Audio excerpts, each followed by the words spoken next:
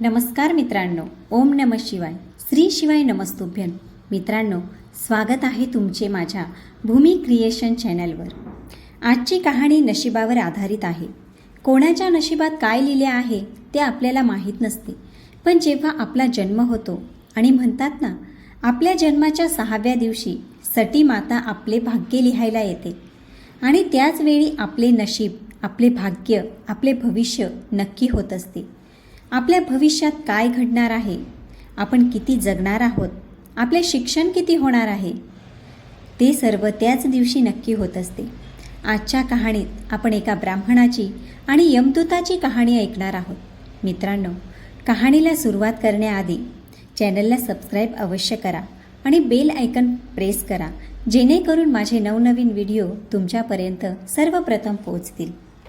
चला तर मित्रांनो, कहाणीला सुरुवात करूया. प्राचीन काळातील ही घटना आहे. एका गावात अतिशय ज्ञानी ब्राह्मण राहत होता. एकदा तो आपल्या बालपणीच्या मित्राला भेटण्यासाठी दुसऱ्या गावी जात होता. तो मित्र मूकबधीर तसेच एका पायाने अपंग होता. ते गाव खूप जास्त दूर होते. त्या गावी जाण्यासाठी अजून काही लहान लहान गावे पार करावी लागत होती. जाता जाता ब्राह्मणाला अजून एक व्यक्ती रस्त्यात भेटला. तो मनात म्हणाला, बरे झाले, सोबत असल्यावर रस्ता केव्हा संपेल कळणार नाही. ब्राह्मणाने त्या माणसाला त्याचे नाव विचारले. त्याने आपले नाव महाकाल सांगितले. ब्राह्मणाला त्याचे नाव जरा विचित्र वाटले, पण त्याने नावाबद्दल जास्त काही चर्चा केली नाही. दोघे रस्त्याने हळूहळू जात होते. तेव्हा रस्त्यात एक गाव आले. महाकाल म्हणाला, तुम्ही पुढे चला, मला या गावात एक निरोप द्यायचा आहे, मी तुम्हाला पुढे भेटतो. ब्राह्मण ठीक आहे म्हणाला आणि पुढे चालू लागला. तेव्हा गावात बातमी पसरली की गावात एका माणसाला रेड्याने मारले आहे. जसे त्या माणसाला रेड्याने मारले तसे थोड्या क्षणातच महाकाल तेथे हजर झाला आणि चालता चालता दोघे गावाच्या बाहेर भेटतात. तेथे एक मंदिर होते आणि राहण्याची व्यवस्था पण चांगली होती. रात्र व्हायला आली होती. ब्राह्मणाच्या मित्राचे गाव तेथून खूप दूर होते. ब्राह्मण म्हणाला, पूर्ण दिवस चालून चालून खूप थकवा आला आहे आणि भूक पण लागली आहे. जेवण करून आपण येथेच आराम करू, सकाळी परत प्रवासाला लागू. महाकाल म्हणाला, ठीक आहे, मला या गावात एका व्यक्तीला काही सामान द्यायचे आहे, मी येतो, तू जेवण करून आराम कर, मी नंतर येऊन खाईल. एवढे बोलून तो निघून जातो. त्याच्या जाताच गावात धूर निघताना दिसायला लागला. बघता बघता पूर्ण गावात आगीने पेट घेतला. ब्राह्मण विचार करू लागला, हा महाकाल जिथे पण जातो तिथे काही ना काही नुकसान जरूर होते. पण ब्राह्मणाने महाकालला याविषयी काहीच विचारले नाही. सकाळी दोघे परत रस्त्यावर चालू लागले. परत महाकालने ब्राह्मणाला सांगितले, तुम्ही पुढे चला, मी पुढे भेटतोच तुम्हाला, मला या गावात थोडे काम आहे. पण ब्राह्मण पुढे न जाता तेथेच उभा राहून महाकालला बघत होता की तो कुठे जातो आणि काय करतो. तेव्हा गावात एकच खळबळ उडाली की एका माणसाला सापाने चावले आहे आणि तो मेला आहे. परत लगेच महाकाल त्या ब्राह्मणाजवळ पोचला. पण त्यावेळी मात्र ब्राह्मणाला सहन नाही झाले. आता त्याने महाकालला विचारले, तुम्ही ज्या गावात जाता तेथे काहीतरी विपरीत घडत आहे, असे का होते? महाकाल म्हणतो, हे ब्राह्मण देवता, मला तर तुम्ही खूप जास्त ज्ञानी वाटले होते म्हणून मी तुमच्याबरोबर चालायला लागलो, पण तुम्ही तर मला ओळखलेच नाही. ब्राह्मण म्हणाला, मला माहीत आहे, पण तुम्ही स्वतः तुमचा परिचय द्या. तेव्हा महाकाल म्हणाला, मी यमदूत आहे आणि यमराजच्या आज्ञेवरून मी लोकांचे प्राण घेण्यासाठी येतो, ज्यांचे आयुष्य संपले आहे. ब्राह्मणाला पहिलेच शंका आली होती, पण महाकालच्या तोंडून असे ऐकून तो जास्तच घाबरून गेला. पण परत त्याने हिंमत केली आणि विचारले, बरं असे आहे तर सांगा, पुढचा मृत्यू कोणाचा आहे? महाकाल म्हणाला, पुढचा मृत्यू तुमच्या त्या मित्राचा आहे ज्याला तुम्ही भेटायला जात आहात आणि त्याच्या मृत्यूचे कारण तुम्ही आहात. असे ऐकून ब्राह्मण अतिशय घाबरला. जर का हा महाकाल यमदूत असेल तर त्याचे बोलणे खरे असेल आणि माझ्यामुळे माझ्या मित्राचा मृत्यू होणार असेल तर मी त्याला भेटायला जाणार नाही. कमीत कमी मी तरी त्याच्या मृत्यूचे कारण बनणार नाही. महाकाल म्हणाला, तुम्ही जो विचार करत आहात ते सगळे मला समजत आहे, पण तुमच्या न जाण्याने तुमच्या मित्राचा मृत्यू टळणार नाही. तुमच्या मित्राचा मृत्यू निश्चित आहे आणि ते पुढच्या काही क्षणातच घडणार आहे. असे ऐकून ब्राह्मणाला धक्काच बसला, कारण महाकाल त्याच्या मनातले सर्व काही जाणत होता. ते सामान्य व्यक्तीसाठी असंभव आहे. ब्राह्मणाला विश्वास झाला, हा महाकाल खरेखर यमदूत आहे. त्याला आपल्या मित्राच्या मृत्यूचे कारण बनायचे नव्हते. त्यामुळे तो मागे वळून आपल्या गावाकडे परत जाऊ लागला. पण जसा ब्राह्मण मागे फिरला तसा त्याचा मित्र त्याच्याकडे पळत येताना त्याला दिसला. तो ब्राह्मणाला बघून अतिशय खुश होता. त्यांचा मित्र ज्या गतीने येत होता यावरून त्याला वाटले की बऱ्याच वेळापासून हा आपल्या मागेच येत असावा. पण तो बालपणापासूनच मुका आणि बहिरा होता, म्हणून तो ब्राह्मणापर्यंत पोहोचू शकत नव्हता आणि त्याला हाकही मारू शकत नव्हता. जसा तो ब्राह्मणाजवळ पोहोचला त्या क्षणी खाली पडून त्याचा मृत्यू होतो. ब्राह्मण अचंबित होऊन महाकालकडे बघू लागला, जसे तो त्याला काहीतरी विचारणार आहे. महाकाल ब्राह्मणाच्या मनातले समजतो आणि बोलतो, तुमचा मित्र मागच्या गावापासून तुमच्या मागे मागे येत होता, पण तो मुका, बहिरा आणि अपंग असल्यामुळे तुमच्यापर्यंत पोहोचू शकला नाही. त्याने आपली पूर्ण शक्ती लावून तुमच्यापर्यंत पोहोचण्याचा प्रयत्न केला, पण म्हातारपणात बालपणासारखी ताकद राहत नाही, म्हणून हृदयविकाराने तुमच्या मित्राचा मृत्यू झाला आणि तो आपल्या कुवतीपेक्षा जास्त ताकद लावून पळत होता, म्हणून त्याच्या मृत्यूचे कारण तुम्हीच आहात. आता ब्राह्मणाला पूर्ण विश्वास झाला की हा महाकाल खरेखर यमदूत आहे. त्याचे काम कोणाचाही जीव घेणे आहे.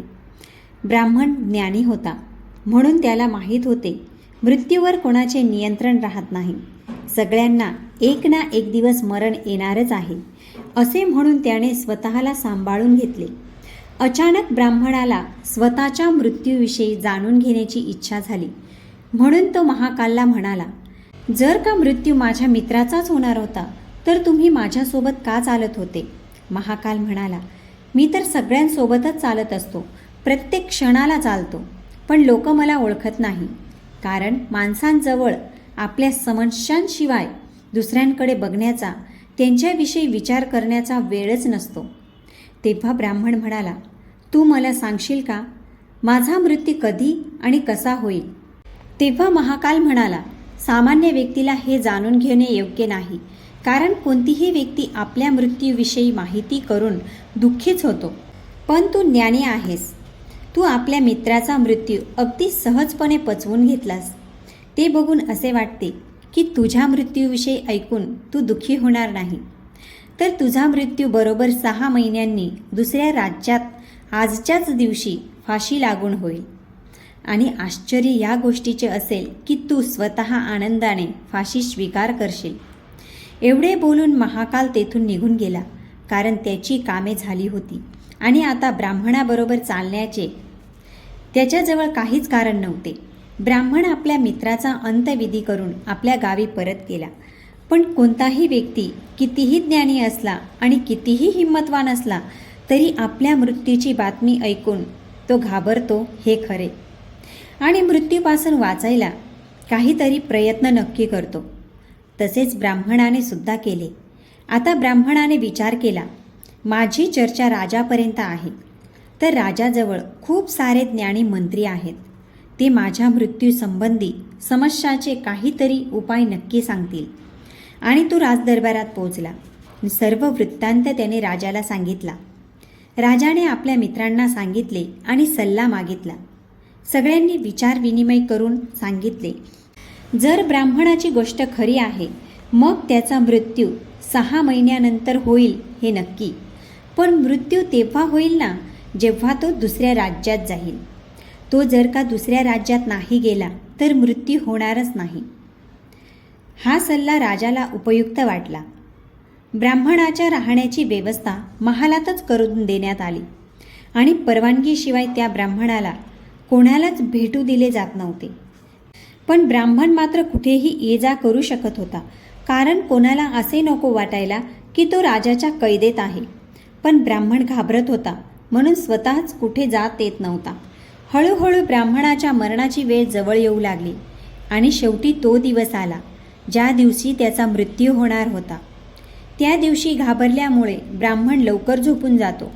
त्याला वाटले आजची रात्र लवकर निघून जाईल आणि दुसऱ्या दिवसाची सुरुवात होईल तर माझा मृत्यू टळेल.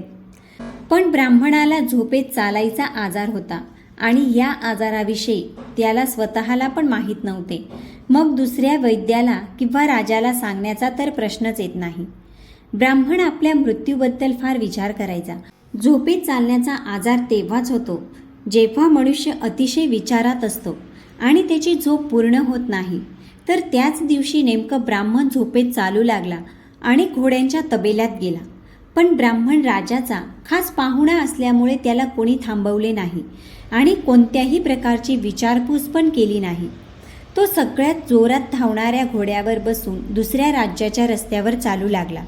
एवढेच नाही तर दुसऱ्या राज्याच्या राजाच्या महालात पोहोचला आणि तेथेही त्याला कोणी थांबवले नाही, कारण रात्रीचा 3रा प्रहर होता म्हणून सगळेच झोपेत होते. तो सरळ राजाच्या खोलीत पोहोचला. तेथे राजा आणि राणी झोपले होते. तेथेच जाऊन तो झोपला. सकाळ झाली आणि ब्राह्मणाला तेथेच खोलीत झोपलेले बघून राजाला अतिशय राग आला आणि त्याला कैद करण्याचा हुकूम दिला. ब्राह्मणाला काहीच समजत नव्हते की काय होत आहे. तो दुसऱ्या राज्यात तसेच राजाच्या खोलीत कसा पोचला, पण तेथे त्याची बाजू मांडणारे कोणीच नव्हते. राजाने ब्राह्मणाला दरबारात हजर करण्याचा आदेश दिला. ब्राह्मणाला दरबारात आणले गेले. थोड्याच वेळेत दरबार भरला. तेथे ब्राह्मणाला बघून राजाचा क्रोध आणखी अनावर झाला आणि ब्राह्मणाला लगेच फाशीवर चढवण्याचा आदेश दिला. फाशीची सजा ऐकून ब्राह्मण थरथरायला लागला आणि राजाला सांगू लागला, महाराज, मला नाही माहीत मी येथे कसा आलो आणि हे पण नाही माहीत की तुमच्या खोलीत कसा पोहोचलो आणि मला तुमच्या महालातील पहेरेदारांनी का थांबवले नाही. पण महाराज, मला एवढे माहीत होते की आज माझा मृत्यू होणार होता. राजाला ही गोष्ट थोडी विचित्र वाटली. राजा म्हणाला, हो का, तर तुला कसे माहीत की आज तुझा मृत्यू होणार होता.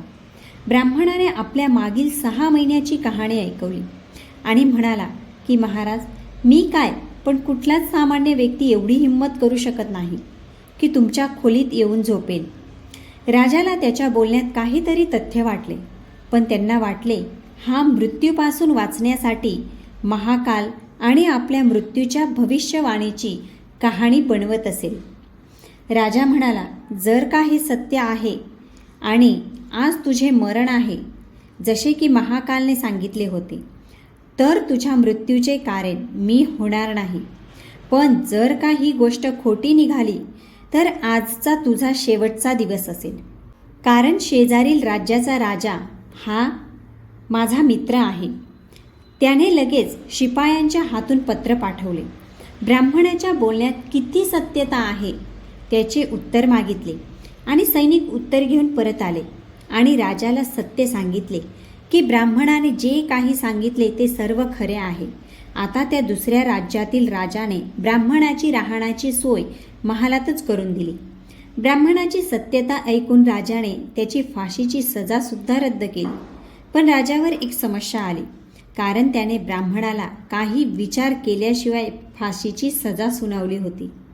आता जर का ब्राह्मणाला फाशी नाही दिली तर राजाच्या आदेशाचा अपमान होईल, पण राजाच्या आज्ञेचा मान ठेवला तर ब्राह्मणाला विनाकारण मृत्यू पण भोगावा लागेल. राजाने सगळ्या मंत्र्यांसोबत त्या गोष्टीची चर्चा केली. मंत्र्यांनी एक उपाय सांगितला की ब्राह्मणाला एका कच्च्या सुताने ब्राह्मणाला फाशी लावून द्या, त्यामुळे तुमचा मान ठेवला जाईल आणि कच्च्या सुताने ब्राह्मणाला फाशी पण लागणार नाही आणि ब्राह्मणाचा जीव वाचेल. राजाला ही युक्ती खूप आवडली. राजाने असाच आदेश दिला. ब्राह्मणासाठी कच्च्या धाग्याचे फाशीचा फंदा बनवण्यात आला आणि नियमानुसार ब्राह्मणाला फाशीवर चढवण्यात आले. सगळे आनंदी होते. ब्राह्मणही मरणार नाही आणि राजाचे वचनही खोटे ठरणार नाही. ब्राह्मणाला पण विश्वास होता की कच्च्या धाग्याने माझा मृत्यू होणार नाही. ब्राह्मण खुशी खुशी फाशीवर चढायला तयार झाला. जसे महाकालने सांगितले होते तसे ब्राह्मणाला फाशी देण्यात आली. कच्चा धागा तर तुटला, पण त्याआधी त्याने त्याचे काम केले होते. ब्राह्मणाच्या गळ्याची नस त्या धाग्याने कापली होती आणि ब्राह्मण जमिनीवर पडून तरफडत होता. प्रत्येक श्वासाला त्याच्या गळ्यातून रक्ताची धार उडत होती आणि बघता बघता ब्राह्मणाचा मृत्यू झाला. सगळ्या लोकांना आश्चर्य वाटत होते. कोणाला विश्वास होत नव्हता की कच्च्या धाग्याने कोणाला मृत्यू येऊ शकतो. पण घटना घडली होती. नियतीने आपले काम बरोबर केले होते. जेव्हा ते होणार असते ते होऊनच राहते. आपण कितीही सावध राहिलो, कितीही उपाय केले, पण प्रत्येक घडणारी घटना ही आधीपासूनच निश्चित राहते, ज्याला आपण बदलू शकत नाही. म्हणूनच देवाने आपल्याला भविष्य जाणून घेण्याची क्षमता दिली नाही. जर आपल्याला भविष्य कळले असते तर आपण आपले जीवन चांगल्या पद्धतीने जगू शकलो नसतो. जर ब्राह्मणाने महाकालच्या आपल्या मृत्यूबद्दल विचारले नसते तर 6 महिने राजाच्या कैदीत राहून आणि घाबरून घाबरून जगण्याऐवजी तो चांगल्या पद्धतीने जीवन जगला असता. मित्रांनो, कहाणी आवडली असेल तर चॅनलला सबस्क्राईब अवश्य करा आणि कॉमेंटमध्ये ओम नमः शिवाय लिहायला अजिबात विसरू नका.